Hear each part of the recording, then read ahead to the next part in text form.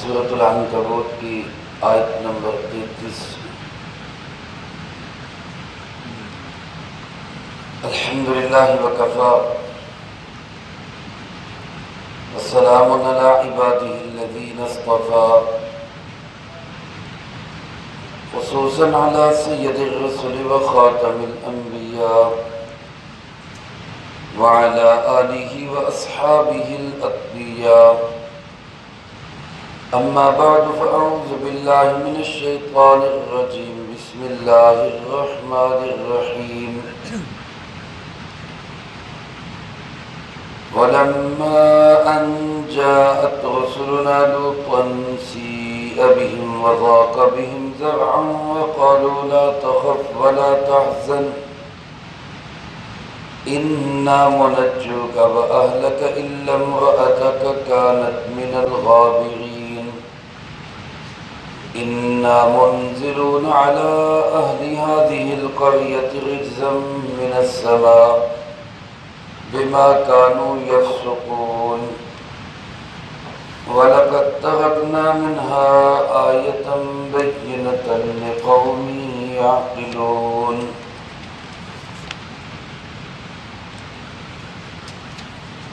ولما ان جاءت رسلنا، یہاں تک کہ جب پہنچے ہمارے قاصد لوطن، حضرت لوط علیہ السلام کے پاس، سیء بہم، ناگوار گزرا ان کو، وضاق بہم ذرعا، اور ان کے دل میں تنگی محسوس ہوئی، وقالوا لا تخف ولا تحزن، اور انہوں نے کہا کہ آپ ڈریے مت اور غم مت کیجیے، انا منجوک و اہلک، کوئی شک نہیں کہ ہم آپ کو بھی نجات دیں گے، آپ کے اہل کو بھی نجات دیں گے، الا امرأتک، سوائے آپ کی بیوی کے، کانت من الغابرین، جو ہوگی پیچھے رہ جانے والوں میں سے، انا منزلون علی اہل هذه القریہ، اور کوئی شک نہیں کہ ہم اتارنے والے ہیں اس بستی والوں پر، رجزا من السماء، آسمان سے ایک سخت عذاب، بما كانوا يفسقون، اس وجہ سے کہ یہ گناہ گار ہیں، وَلَقَدْ تَرَكْنَا مِنْهَا آیَةً، اور یقیناً ہم نے چھوڑ دی ان لوگوں میں نشانی، بینۃً، واضح، لقوم یعقلون، اس قوم کے لیے جو سمجھ رکھتی ہو۔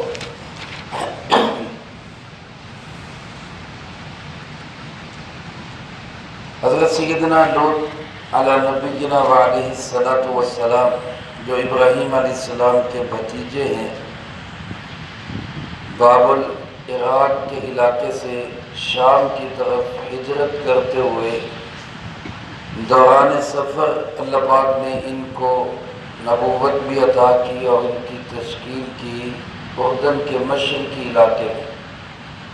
وہاں پہ قوم آباد ہے صدوم کی، آپ جا کے ان کو تبلیغ کریں۔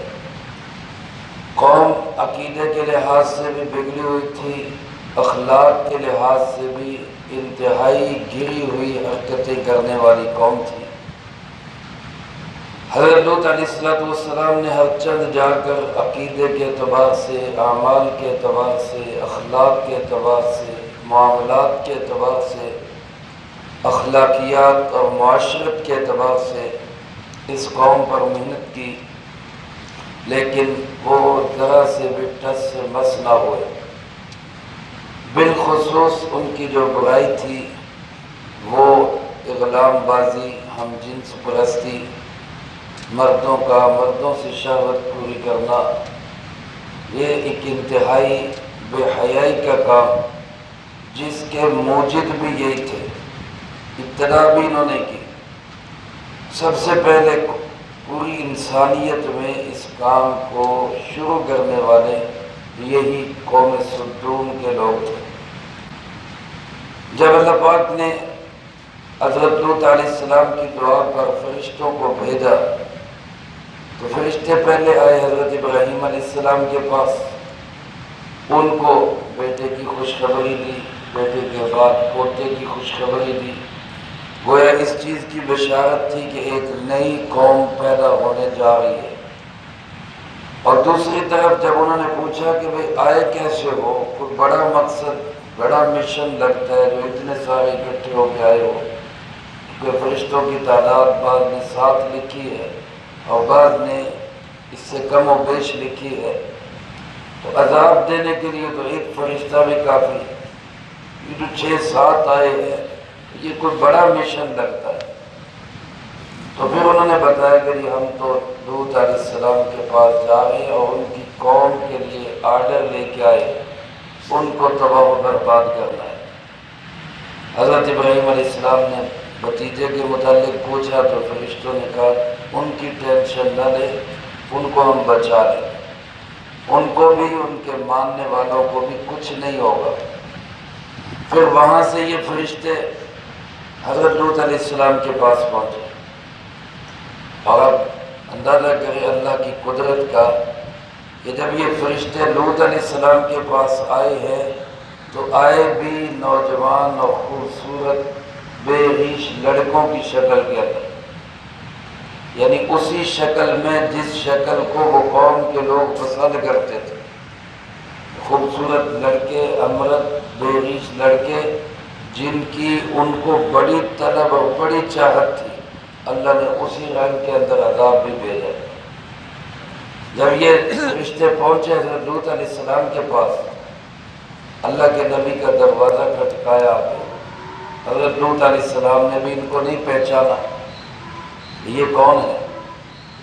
اور اس زمانے کی مہمان نوازی بھی، اور بالخصوص اللہ کے نبی جو انتہائی مہمان نواز ہوتے ہیں کہ کوئی نوبارد مسافر اجنبی آدمی آ کے دروازہ کھٹکا دیتا تو اس کو قیام کی جگہ بھی دیتے، اس کو کھانا پینا بھی دیا کرتے تھے۔ یہ تو اللہ معاف کرے، اللہ ستیہ ناز کرے انگریز کا، اس نے مغرب کی تہذیب نے ہوٹلنگ کا کام شروع کر کے مہمان نوازی کی گویا جڑ ہی کاٹ دی، ورنہ حدیث پاک میں رسول اللہ صلی اللہ علیہ وسلم نے ارشاد فرمایا 3 دن مہمان کا حق ہے، اور یہ وہ مہمان نہیں جو جاننے والا مہمان ہو، رشتہ دار ہو، دوست ہو، وہ تو اپنی محبت اور چاہت پہ انسان کرے گا۔ اس سے مراد وہ اجنبی آدمی ہے جو باہر سے سفر کرتا ہوا آ گیا، آپ اس کو جانتے بھی نہیں، اس کا حق ہے کہ 3 دن آپ اس کی مہمان نوازی کریں، حق ہے اس کا۔ لیکن آج وہ سسٹم ہی ختم ہو گیا، ہوٹل بن گئے اور کھانے کے ڈھابے بن گئے اور قیام کی سراگاہیں بن گئی، اب کوئی کسی کا جا کے دروازہ کھٹکاتا ہی نہیں۔ اول تو اگر کوئی کھٹکائے تو آگے سے جواب یہ ملتا ہے میاں ہوٹل کھولے ہیں وہاں جاؤ، ہمیں کیا تنگ کرنے آتے۔ تو یہ اس ماحول اور معاشرے کی بات ہے جہاں عام آدمی بھی مہمان نوازی کرتا تھا۔ اللہ کے نبی کے گھر میں مہمان آ جائے، ظاہر اللہ کے نبی نے تو ان کو جگہ بھی دینی ہے، کھانا بھی دینا ہے۔ اب ایک طرف تو لوط علیہ السلام یہ بھی سوچ رہے اجنبی مسافر اور مہمان، ان کو اب میں نے ٹھہرانا بھی ہے، میرا دروازہ کھٹکا ہے، کھانے بھی کھلانے ہیں۔ دوسری طرف قوم کے لوگوں کی عادت کا بھی پتہ ہے، اور یہ بھی پتہ ہے کہ میں ان کا مقابلہ ظاہری اسباب میں نہیں کر سکتا، تو مہمانوں کو ٹھہرانا بھی ہے، مہمانوں کی عزت کی حفاظت بھی کرنی ہے۔ اب یہ دونوں کام میں کیسے کروں گا؟ یہی وجہ تھی اللہ پاک نے فرمایا سی ابیہم، حضرت لوط علیہ السلام کو برا محسوس ہوا، مہمانوں کا آنا برا محسوس نہیں ہوا، مہمانوں کے آنے سے تکلیف نہیں ہوئی، برا کیا محسوس ہوا کہ اب ان مہمانوں کی عزت پتہ نہیں میں بچا سکوں گا کہ نہیں بچا سکوں گا۔ وَذَاقَ بِهِمْ ذَرْعًا، اور ان کے دل کو تنگی ہوئی،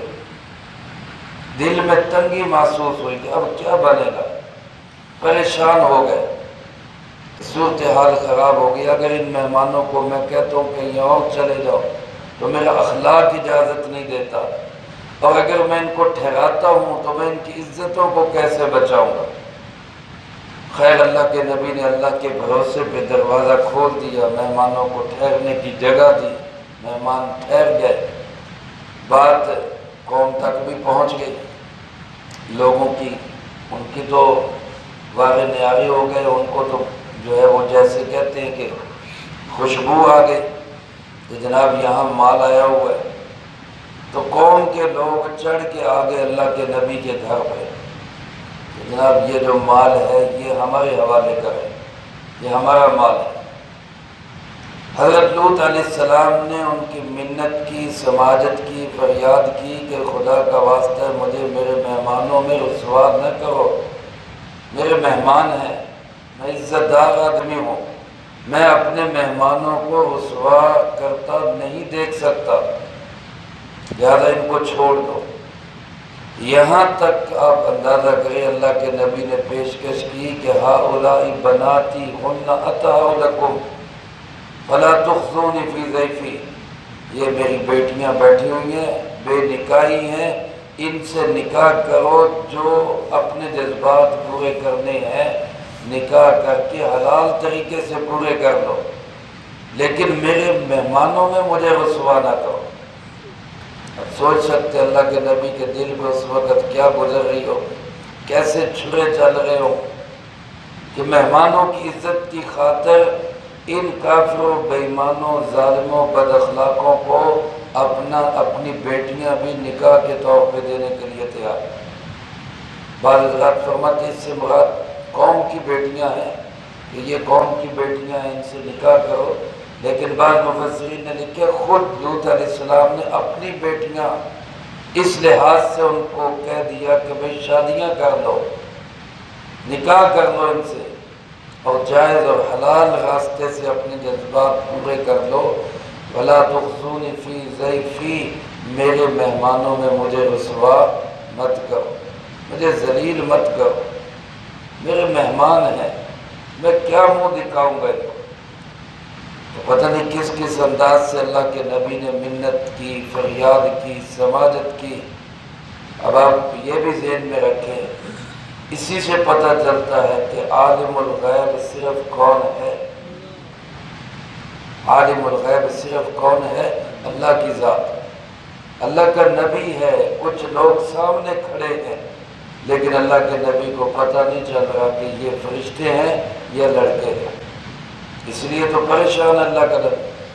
اور اگر پتہ چل گیا تو پھر پریشانی کیسے؟ اس سے معلوم ہوتا ہے ہمارا عقیدہ، قرآن و سنت نے جو ہمیں عقیدہ بتایا وہ یہی کہ عالم الغیب صرف کون ہے؟ اللہ رب العالمین۔ چنانچہ جب انہوں نے بہت زیادہ تنگ کیا، پریشان کرنے لگ گئے اور گھر کے اوپر چڑھ دوڑے، حملہ آور ہو گئے، تو پھر فرشتوں نے اس بات کو کھولا کہ اللہ کے نبی آپ پریشان نہ ہوں، لا تخف ولا تحزن، نہ آپ اپنی ذات کا خوف کریں نہ آپ ہمارا غم کریں۔ خوف ہوتا ہے انسان اپنی فکر میں لگے، میری جان کو نہ کچھ ہو جائے، اور حزن ہوتا ہے کسی دوسرے کی فکر ہو، اس کو نہ کچھ ہو جائے۔ یہی لفظ حزن کا اللہ پاک نے وہاں استعمال کیا جہاں حضرت ابوبکر صدیق رضی اللہ تعالیٰ عنہ جناب محمد کریم صلی اللہ علیہ وسلم کے ساتھ غار ثور میں تھے۔ اب دونوں وہاں پہ ہیں اور لوگ مشرکین عرب ڈھونڈنے کے لیے غار کے منہ تک پہنچ گئے۔ حضرت ابوبکر رضی اللہ تعالیٰ عنہ دیکھ رہے ہیں وہ غار، اگر آپ نے دیکھا ہو تو وہ پہاڑ میں نیچے کو ہے، جیسے نیچے کوئی مورچہ بنا ہوتا ہے، اوپر اس کا روزن ہے، اس کا دروازہ ہے، داخل ہونے کی جگہ ہے، اور اوپر پہاڑ پہ اگر کوئی آدمی چلے تو نیچے غار میں بیٹھے ہوئے کو نظر آتا ہے کہ اوپر چل رہا ہے، اوپر کوئی آ رہا ہے۔ حضرت ابوبکر رضی اللہ تعالیٰ نے اندر بیٹھے ہوئے ان کے دیکھا بھی باہر لوگ چل پھر رہے ہیں، تو حضرت ابوبکر رضی اللہ تعالیٰ عنہ نے کہا اللہ کے محبوب یہ تو باہر پھر رہے، اگر انہوں نے جھانک کے دیکھ لیا تو پکڑے جائیں گے۔ تو وہاں قرآن کریم نے کن الفاظ میں تسلی دی؟ لا تحزن ان اللہ معنا۔ غار والے نے اپنے دوست سے کہا، اپنے صدیق سے کہا، اپنے صاحب اور ساتھی سے کہا غم نہ کر۔ لا تحزن کا لفظ جس کا تقاضا کیا ہے کہ ابوبکر صدیق رضی اللہ تعالیٰ عنہ کو اپنی کوئی فکر نہیں تھی، میری تو خیر ہے حضرت محمد صلی اللہ علیہ وسلم جو اس وقت اللہ کی امانت کے طور پہ میرے پاس ہے، ان کو کوئی نقصان نہ ہو۔ تو اس کی تسلی دی، ان کا بھی غم مت کر، اللہ ہمارے ساتھ ہے۔ چنانچہ اللہ پاک نے بچایا۔ تو یہی فرشتوں نے کہا کہ جناب لا تخف، نہ تو اپنا ڈر رکھیے، آپ کو بھی کچھ نہیں ہوگا، کوئی کچھ نہیں بگاڑ سکے گا آپ کا، ولا تحزن، نہ ہمارا غم کرے، ہم تک بھی یہ نہیں پہنچ سکتے۔ پھر انہوں نے واضح کر دیا کہ ہم انسان نہیں ہیں، ہم لڑکے نہیں ہیں، ہم آدمی نہیں ہیں، ہم تو اللہ کے فرشتے اور عذاب لے کر آئے ہیں، یہ ہم تک نہیں پہنچ سکتے۔ نہیں یصلوا الیک، یہ ہم تک تو کیا آپ تک بھی نہیں پہنچ سکتے۔ چنانچہ دروازے بند ہیں، گھر کے اندر ہے یہ حضرت لوط علیہ السلام، ان کی بیٹیاں، یہ نوجوان اندر ہے، باہر قوم کے لوگ غلغلہ مچائے ہوئے، ہلہ بولے ہوئے، باہر وہ قوم کے لوگ وہ بلوا کر کے آئے ہوئے۔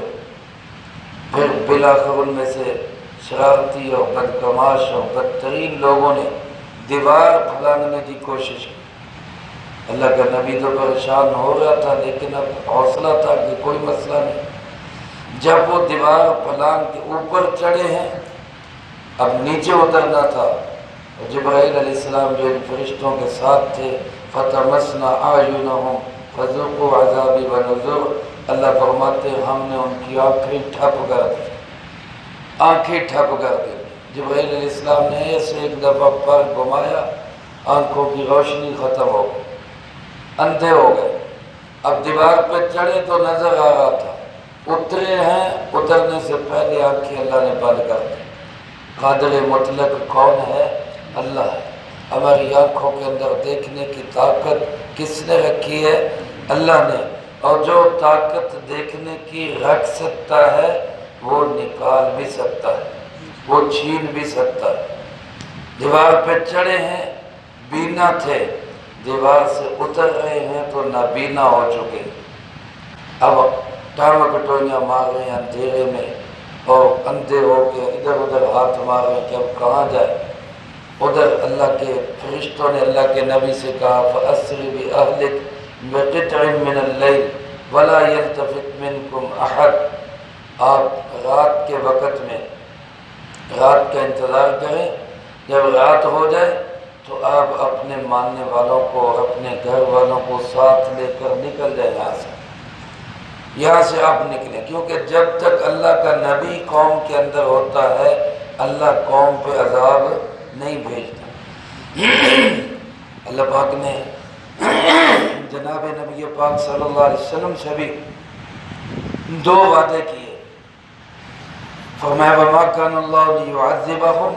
وَأَنْتَ فِيهِمْ، میرے محبوب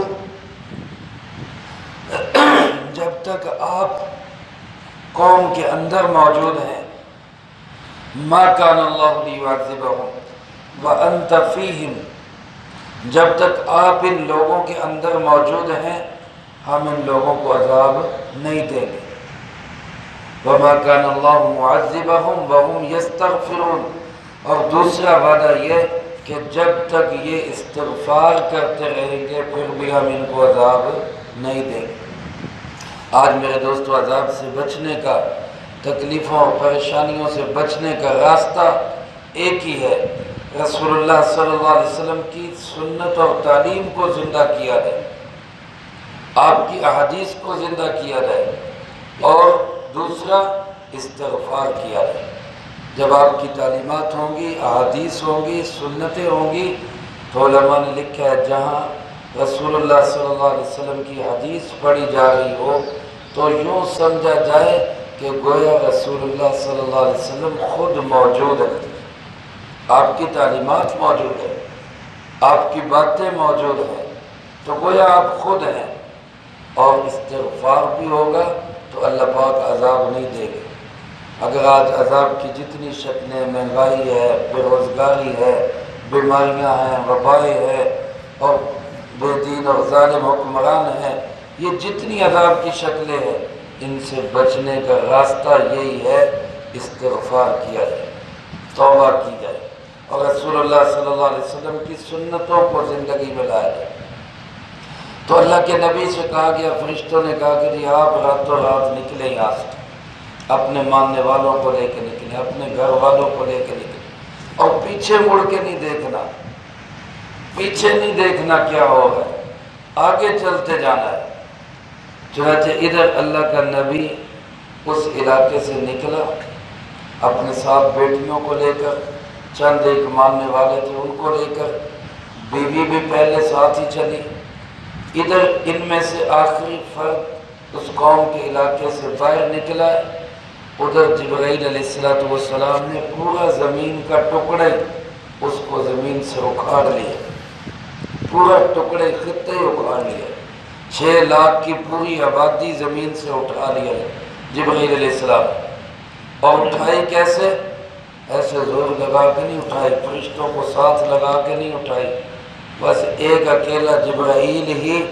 اپنے ایک پر کے کنارے پہ اس نے پورا خطہ اٹھا دیا، کہ پورا علاقہ اٹھا لیا۔ اندازہ کریں